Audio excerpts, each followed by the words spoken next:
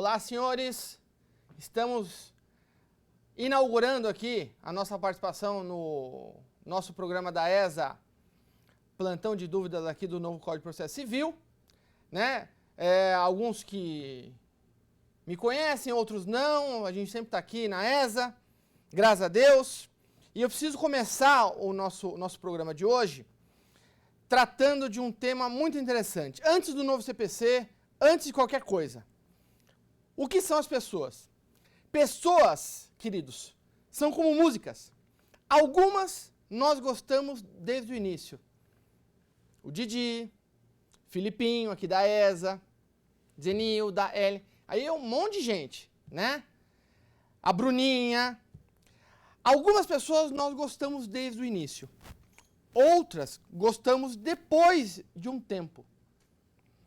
São feitas para serem ouvidas e compreendidas. Algumas tocam a nossa vida, mas tem uma, aquela mais especial, que é a nossa trilha sonora. Então, antes de mais nada, senhores, vamos amar, né, todas as pessoas, vamos amar esse novo Código de Processo Civil, vamos fazer com que ele dê certo, né? A lei está vigente, a lei já está aí, a gente tem que trabalhar com ela. Tem acertos? Tem desacertos. O importante é que a gente sempre busque o nosso... Tudo bem? Deu uma engasgada aqui. Vamos lá. Queridos, perguntas. Antes de qualquer pergunta, a gente tem que analisar como é que está o Poder Judiciário hoje. Como é que está o Poder Judiciário hoje? E aí, eu gostaria de trazer aqui no slide para os senhores uma visão do Poder Judiciário. E aí eu tenho que vir para a lousa. Tudo bem, Didi? Vim para a lousa? Tem problema? Vamos aqui para a lousa? E aí, o advogado, qualquer advogado, vocês vão me desculpar essa questão inicial, mas ela é fundamental para a gente poder analisar o Código de Processo Civil de forma correta. O direito material, aquele disposto na legislação, seja ele implícito, seja ele de forma explícita, o direito material, vamos chamar aqui a busca da justiça, né? Que tem algumas legislações que, mesmo ela sendo explícita, ela não é justa. Então a gente vai buscar a justiça. A busca do direito material, todo advogado tem que ter essa visão, porque senão fica muito difícil trabalhar com o processo civil. Todo advogado tem que saber que a busca da justiça, a busca do direito material, ela tem dois caminhos fundamentais. Dois caminhos fundamentais. O primeiro caminho é o caminho do litígio. É o caminho litigioso. Litigioso. E o caminho consensual. Olha que coisa linda. No caminho litigioso, nós vamos trabalhar com o novo Código de Processo Civil. Nós vamos trabalhar com o novo Código de Processo Civil. Por quê? Porque o processo civil é que vai determinar, ele vai direcionar o andamento do processo. Só que veja, o processo, esse processo,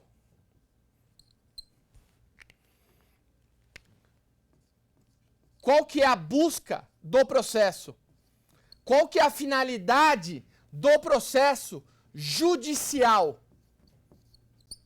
É isso que a gente tem que saber. Qual que é o caminho aqui do processo judicial? O caminho do processo judicial é a paz social. Por que a paz social, meus amigos? Por que a busca no processo, lá no final, é a paz social? Porque ao final vai ter um vencedor, vai ter um perdedor, ou vai ter meio a meio, dependendo do resultado. E aí, senhores, se um ganha, o outro perde, tem sucumbência, acabou o litígio. Então a ideia do Poder Judiciário, a ideia dessa divisão, dessa dicotomia de caminhos para a busca da tutela, da paz social, o caminho litigioso e o caminho consensual, tem uma razão de ser, né? Então veja que o advogado, a faculdade de direito, trabalha com o sujeito aqui. Só o caminho judicial, só o caminho do litígio. E muitas vezes é importante que a gente saiba, porque o novo Código de Processo Civil, ele deu muito valor agora também à via extrajudicial. Por quê? Porque a tendência moderna é a desjudicialização. Desjudicialização. Essa é a nova proposta do direito moderno. Então nós, aqui na ESA, somos obrigados, temos esse dever de apresentar para os senhores todos os caminhos. O caminho do litígio e o caminho consensual. E veja, é importante que o senhor conheça os caminhos, porque na sua vida diária de advogado, dentro do processo, muitas vezes o senhor utilizando algum documento extraído da via consensual, que eu vou falar daqui a pouquinho, o senhor resolve seu processo, né? Tem várias perguntas aqui sobre ata notarial, artigo 384 do novo Código de Processo Civil. Olha que coisa linda! Porque o Código de Processo Civil agora ele trouxe uma seçãozinha de um artigo só para falar da ata, como prova. Mas o advogado, muita gente, eu não sei o que é ata. A gente vai saber, fica calmo. Então, esse é o primeiro caminho. E aí, eu tenho duas outras informações importantes. No processo judicial, quem é que exerce poder? Quem é que tem poder no processo judicial? No processo judicial, quem tem poder é o magistrado, é o juiz. Quem é que operacionaliza o processo? Quem é que operacionaliza, materializa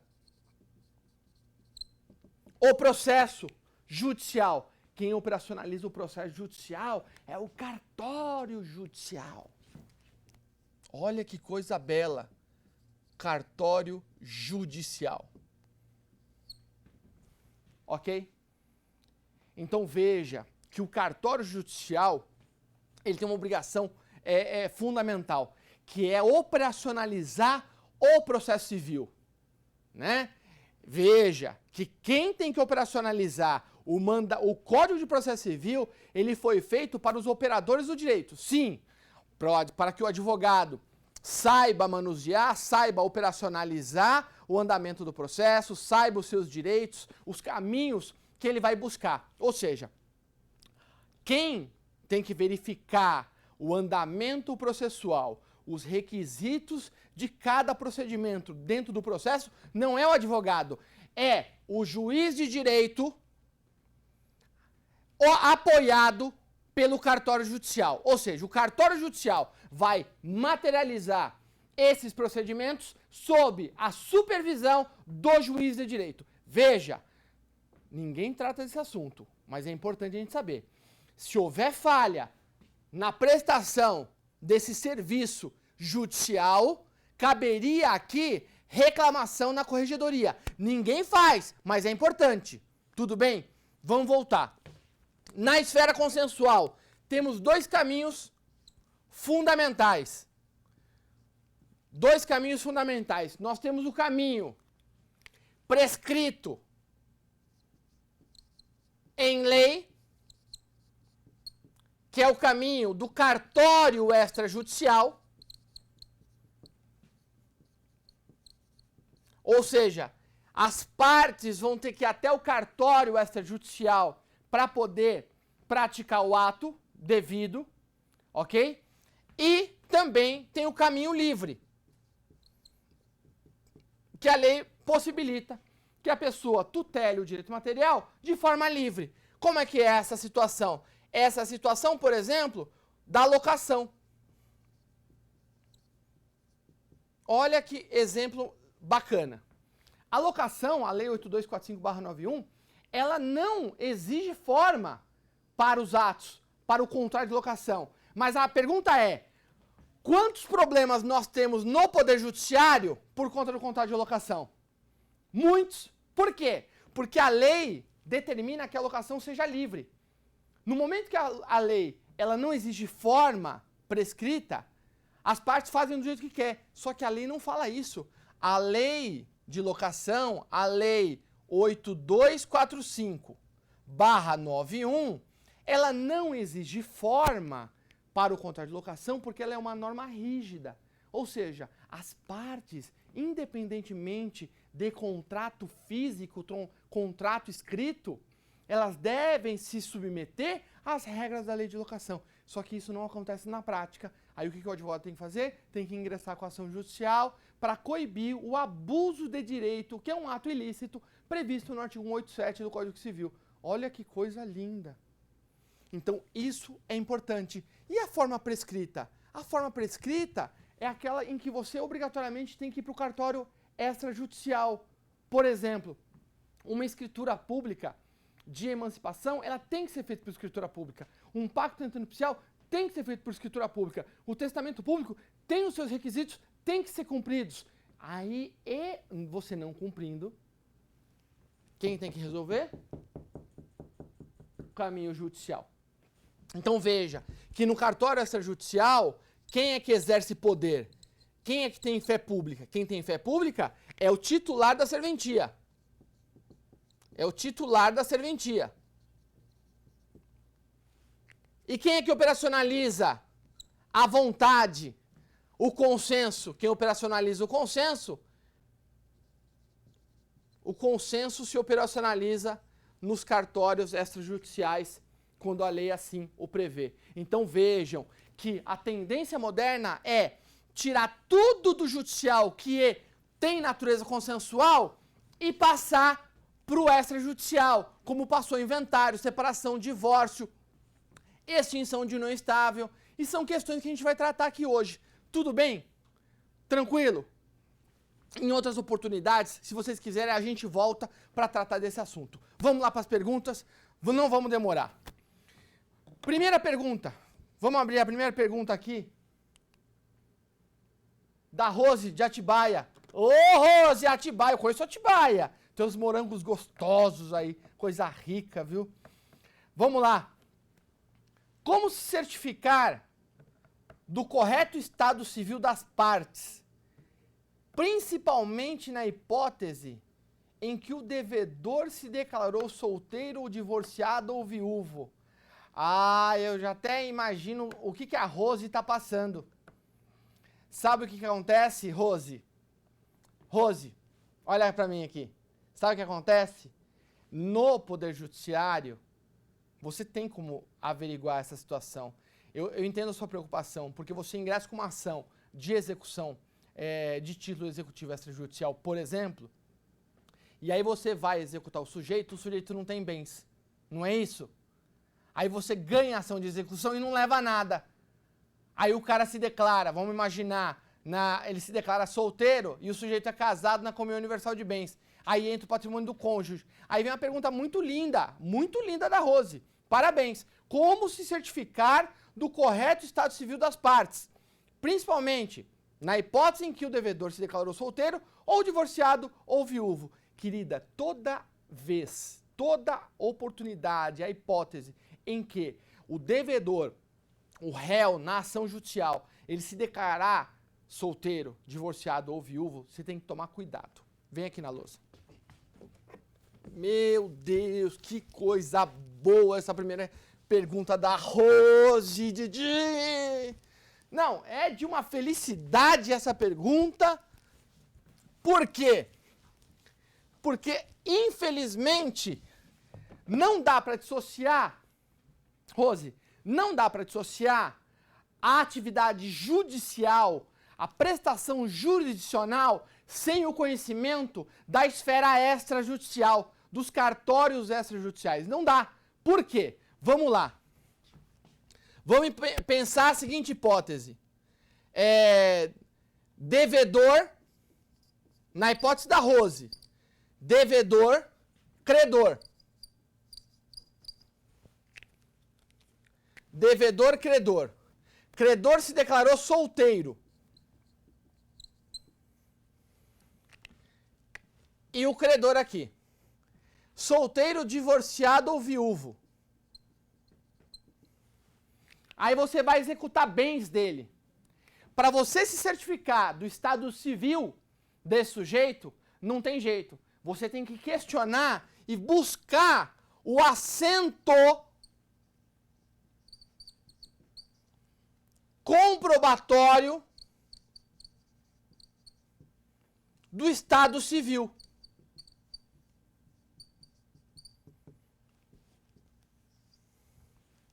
A pergunta que a Rose, eu imagino que ela deve estar fazendo, Rose, eu imagino a sua pergunta. A sua pergunta deve ser o seguinte: ah, doutor, sim, eu fui buscar bens do cara, mas eu não sei onde o cara nasceu. Como é que eu vou saber? Vem comigo. Vem comigo, querida. Vem comigo que você paga sediano. Filipão, passa ou não passa? Querida, você vai fazer uma busca na CRC. Você ingressou com a ação judicial, fez a petição inicial, um dos seus pedidos vai ser comprovação do estado civil atual do devedor para fins de penhora, para fins de responsabilização. Essa CRC, meus queridos, é a central nacional e internacional do registro civil. Essa é a central nacional e internacional do registro civil. Então você vai fazer essa busca lá. Vem comigo aqui, Didi. Olha que importante. Provimento 38 de 2014 do CNJ. Provimento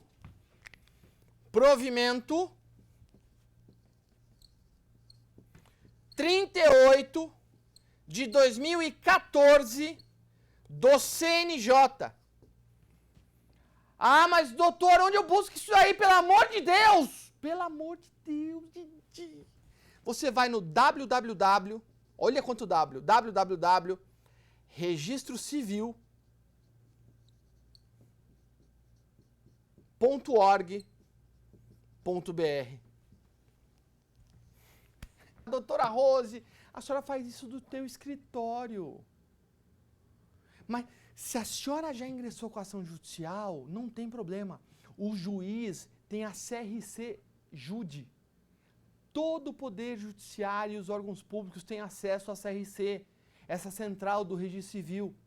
Então, ela é muito importante dentro do teu processo, porque você tem que exigir que o juiz ele se manifeste e que ele oficie a CRC para buscar o estado civil do sujeito.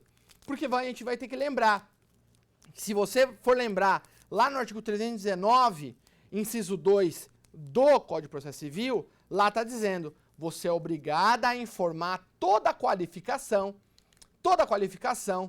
das partes, do autor e réu, né? Evidentemente que a senhora vai se qualificar e o réu, a senhora também tem que qualificar, inclusive a pessoa jurídica. Mas quando se trata de pessoa natural e a senhora tem dúvidas em relação a isso, para fins de responsabilização, a senhora vai buscar no CRC. E é muito importante essa questão do CRC.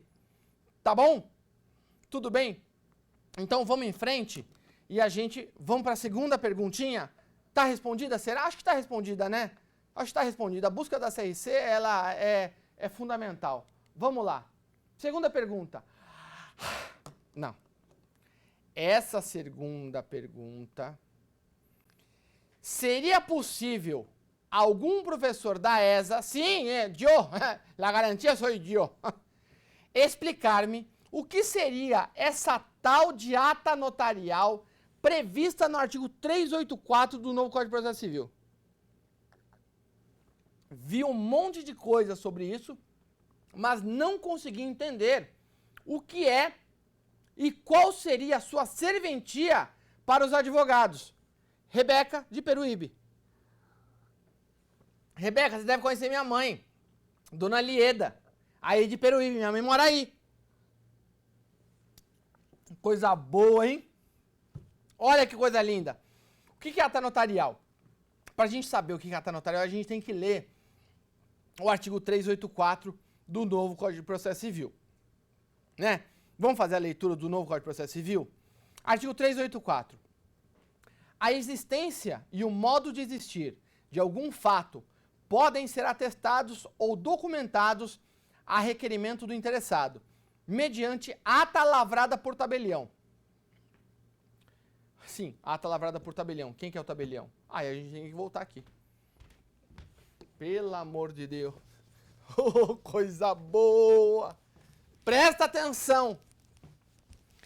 Porque essa questão da ata notarial, ela veio agora nesse artigo, realmente, é um artigo novo.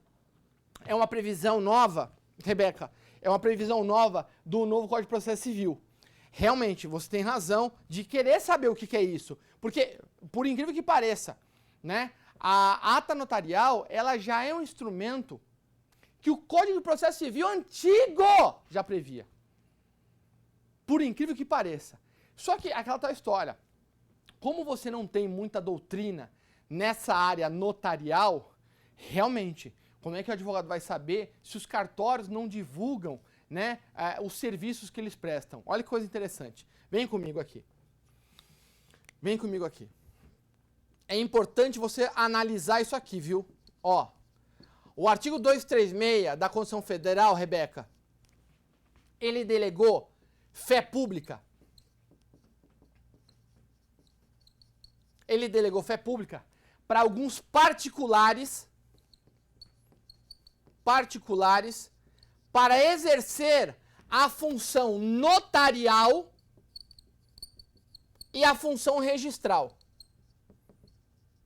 Não vai dar tempo de explicar as duas hoje, né? Que a gente tem mais perguntas.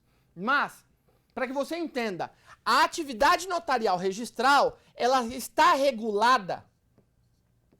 Essa atividade, ela está regulada na Lei Federal 8935 de 94.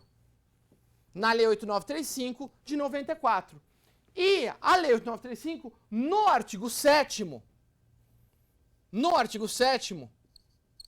salvo engano, inciso 4º, sei lá, inciso 4º, ela vai falar que o tabelião de notas irá lavrar ata notarial. Ou seja, vem comigo aqui, ó, vem comigo aqui. É importante isso. Por quê? Porque o tabelião de notas, como ele é um particular em colaboração com o poder público, e ele tem essa competência, essa atribuição exclusiva de lavrar atas notariais, a gente tem que saber o que é ata notarial. O que é ata notarial? Vamos lá. A ata notarial, ela é um instrumento. Ou seja, essa ata notarial, ela é um instrumento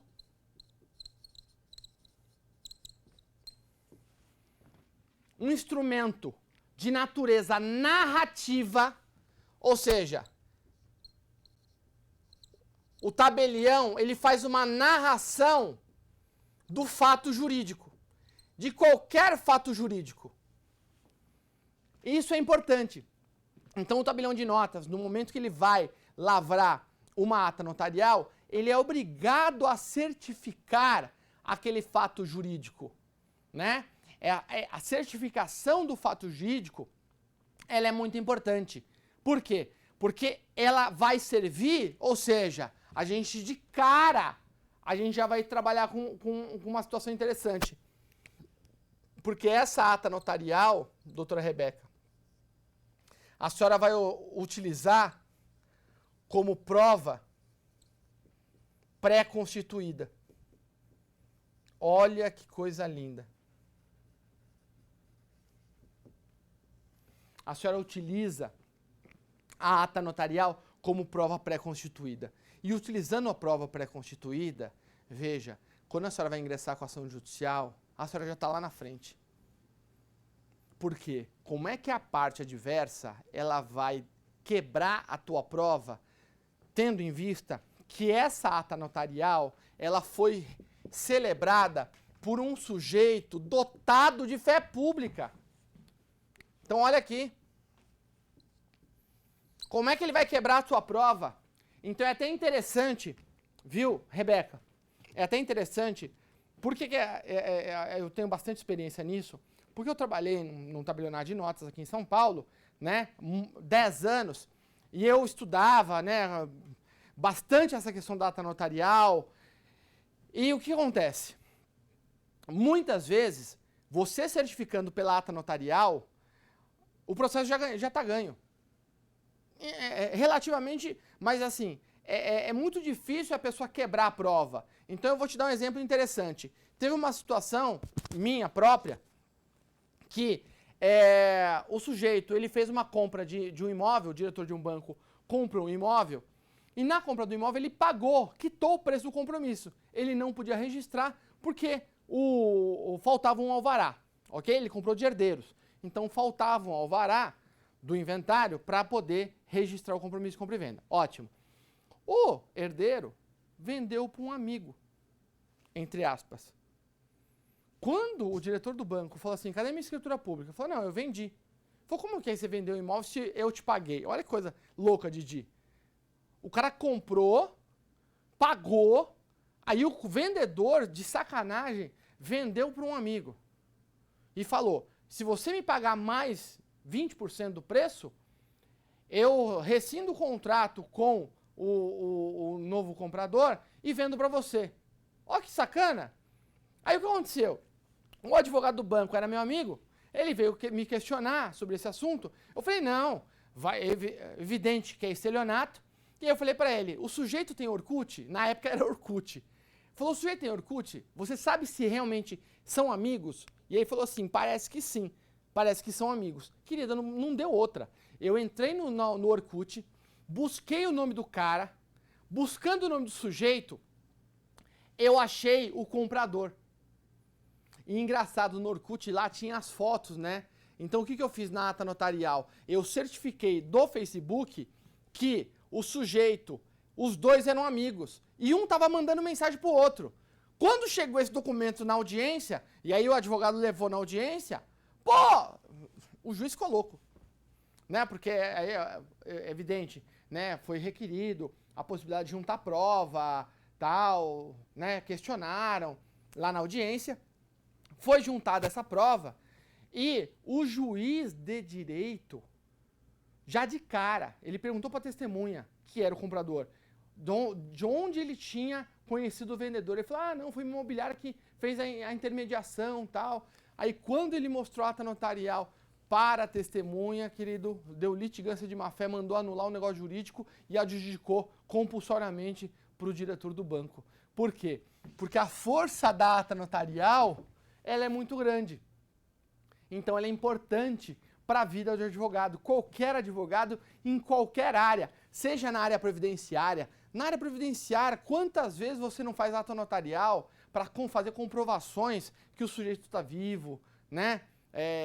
Para recadastrar benefícios e outros milhões de exemplos de ata notarial, né? Então a tua pergunta, vamos lá, o que é a ata notarial? Eu expliquei o que é, o conceito da ata. É um instrumento dotado de fé pública, feita de atribuição exclusiva, de competência exclusiva do tabelião de notas, no qual, nesse instrumento, ele assenta, ele narra os fatos jurídicos que ele capta pelos seus sentidos, né? Olfato, paladar, audição, visão ou tato.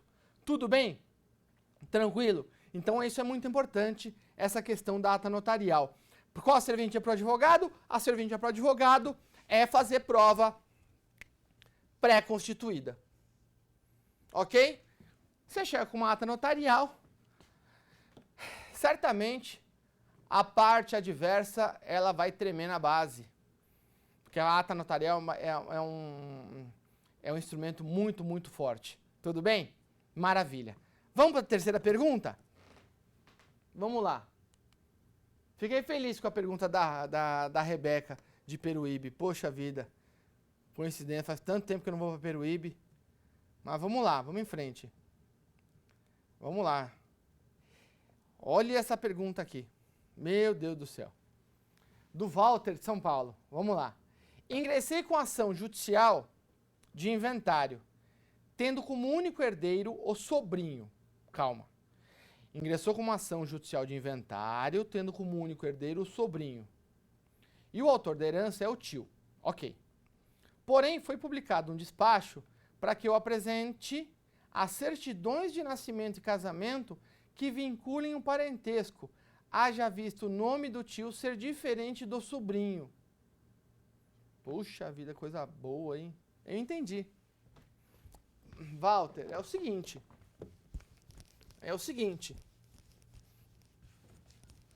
Você sabe, eu não sei se você sabe, mas desde 2007 é possível, Walter, vem comigo aqui. Desde 2007 é possível você fazer inventário extrajudicial, né? Também. Então vamos lá. Vamos tratar do inventário. Rapidamente do inventário aqui. Inventário. Então quais são os caminhos do inventário? O caminho do inventário é o caminho judicial e o caminho extrajudicial. Dois caminhos. Maravilha. Segundo Walter, nós temos aqui a seguinte situação. Nós temos o de cujus, que é o tio, e nós temos como único herdeiro o sobrinho. Tudo bem. Então a gente tem que fazer aquela regrinha, né? Ascendente comum. Quem que é ascendente comum? A gente vai, trabalha F1, F2, né? Considerando que aqui é o tio, tá? Aí o F1, aí vem o sobrinho. Considerando aqui, né, a relação de um com o outro. Então, o que esse sobrinho, autor da herança, não, esse sobrinho, o herdeiro legítimo, o herdeiro universal, vai ter que fazer? Realmente, como o nome é diferente, né, ele vai ter que comprovar que há vínculo de parentesco para poder dar sozinho, né? Então, vamos lá. Primeiro, você vai precisar de qual certidão? Certidão de parentesco com o teu pai, né? Com o pai do teu cliente. Então a gente vai ter que pedir uma certidão comprobatória de parentesco com ascendente em primeiro grau, que é o pai. Ok? É um ascendente direto aqui, né? Que é o pai. Depois, a gente vai ter que fazer a relação de parentesco do pai com o avô. Então, certidão de parentesco do ascendente em segundo grau, que é o avô. E aí a gente cai para cá, que aqui, na verdade, é o parentesco do tio, certidão de colateral em segundo grau, com o avô. Então, esse com esse com esse. Então, você vai ter que pedir 3 certidões fundamentais, que é a certidão que você vincula o teu pai, a certidão de nascimento, a certidão de nascimento do teu pai, para verificar que o teu avô é pai do seu pai, e aí a certidão de nascimento do de cujus, para comprovar que ele é filho também, irmão do teu pai, seu tio. Então, nessa situação jurídica, como é que você faz essa situação? Realmente, o juiz, quando despachou para você apresentar as certidões de nascimento e casamento, que vinculem um parentesco, ele tem razão. Só que aí a gente volta a tratar, olha como são as situações, Didi, olha como são as situações, a gente volta e veja, o que você vai fazer? Você vai peticionar, Walter, para o magistrado. É uma petição que você vai fazer, uma petição intermediária, uma petição intermediária dizendo o seguinte, qual que é o pedido? Pedido para oficiar a CRC ou para ele acessar a CRC Jude. Porque o juiz pode fazer isso, querido. O juiz pode fazer a CRC Jude. Por quê? Na CRC Jude está lá previsto no provimento. Provimento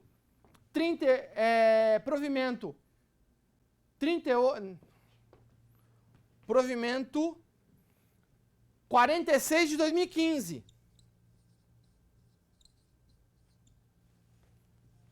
Que revogou o provimento 38 de 2014 do CNJ. Então veja, o juiz de direito, ele fez um despacho automático. Então o que ele pode fazer? O juiz já poderia, por isso que eu estou falando, o cartório judicial já poderia ter feito o acesso e ter pedido, não precisa pedir para o advogado. Entenderam como são as coisas? O próprio Poder Judiciário, ele corrobora com a demora do processo, porque ele tem acesso à CRC. É só fazer busca. Entenderam? Tudo bem? A gente encerra por hoje essa minha primeira participação aqui. Espero que os senhores tenham gostado e a gente volta numa segunda oportunidade. Tudo bem? Um abraço e fiquem com Deus. Tchau!